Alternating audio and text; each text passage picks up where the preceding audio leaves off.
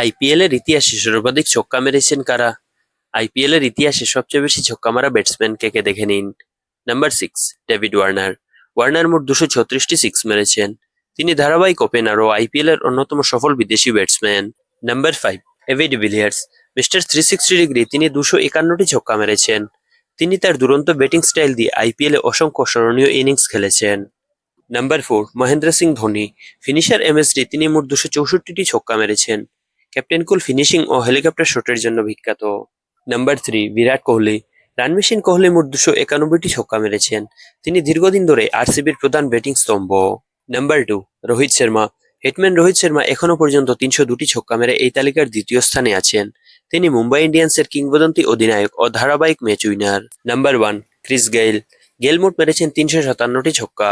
Universe post নামে পরিচিত Gayle IPL এর সবচেয়ে ভয়ঙ্কর পাওয়ার হিটার। কিছু উল্লেখযোগ্য তথ্য জেনে নিন। ক্রিস গেইল এক ম্যাচে সর্বাধিক 17টি ছক্কা মারার রেকর্ডও নিজের নামে রেখেছেন। রোহিত শর্মা প্রথম ভারতীয় ব্যাটসম্যান হিসেবে আইপিএল এ 300 ছক্কার মাইলফলক স্পর্শ করেছেন। বিরাট কোহলি আরসিবির হয়ে একটি নির্দিষ্ট দলের হয়ে সর্বাধিক ছক্কা মারার রেকর্ডটিও ধরে রেখেছেন।